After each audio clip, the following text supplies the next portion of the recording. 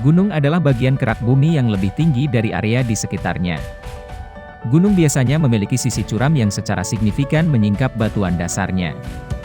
Jika kita selama ini menganggap gunung itu diam, ternyata kita salah. Lebih dari 1000 tahun yang lalu Al-Quran mengabarkan. Dan kamu lihat gunung-gunung itu. Kamu sangka dia tetap di tempatnya, padahal dia berjalan sebagai jalannya awan. Begitulah, perbuatan Allah yang membuat dengan kokoh tiap-tiap sesuatu, sesungguhnya Allah Maha mengetahui apa yang kamu kerjakan. Begitulah yang tertulis di dalam Al-Quran, jauh sebelum sains modern mengungkapkannya. Lalu, apa yang dikatakan oleh sains mengenai pergerakan gunung? Pada awal abad ke-20, untuk pertama kalinya dalam sejarah, seorang ilmuwan Jerman bernama Alfred Wegener mengemukakan bahwa benua-benua pada permukaan bumi menyatu pada masa-masa awal bumi, tetapi kemudian bergeser ke arah yang berbeda-beda. Sehingga terpisah ketika mereka bergerak saling menjauhi. Para ahli geologi memahami kebenaran pernyataan Wegener, baru pada tahun 1980, yakni 50 tahun setelah kematiannya. Sebagaimana pernah dikemukakan oleh Wegener dalam sebuah tulisan yang terbit tahun 1915. Sekitar 500 juta tahun lalu seluruh tanah daratan yang ada di permukaan bumi awalnya adalah satu kesatuan yang dinamakan Pangaea. Daratan ini terletak di kutub selatan.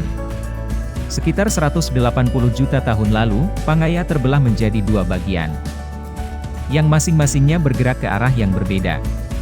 Salah satu daratan atau benua raksasa ini adalah Gondwana, yang meliputi Afrika, Australia, Antartika, dan India. Benua raksasa kedua adalah Laurasia, yang terdiri atas Eropa, Amerika Utara, dan Asia, kecuali India.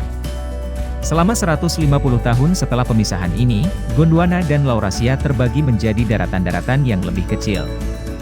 Pergerakan kerak bumi ini diketemukan setelah penelitian geologi yang dilakukan pada awal abad ke-20. Para ilmuwan menjelaskan peristiwa ini sebagaimana berikut.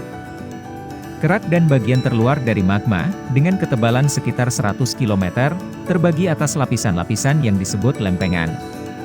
Terdapat 6 lempengan utama dan beberapa lempengan kecil. Menurut teori yang disebut lempeng tektonik, lempengan-lempengan ini bergerak pada permukaan bumi, membawa benua dan dasar lautan bersamanya. Pergerakan benua telah diukur dan berkecepatan 1 hingga 5 cm per tahun. Lempengan-lempengan tersebut terus-menerus bergerak dan menghasilkan perubahan pada geografi bumi secara perlahan. Setiap tahun, misalnya, Samudra Atlantik menjadi sedikit lebih lebar. Hal yang kiranya perlu direnungkan di sini adalah, bagaimana bisa Al-Quran tahu hal ini sebelum para ilmuwan abad 20 mengungkapkannya. Terima kasih telah menonton video ini hingga akhir. Silahkan subscribe untuk video berikutnya.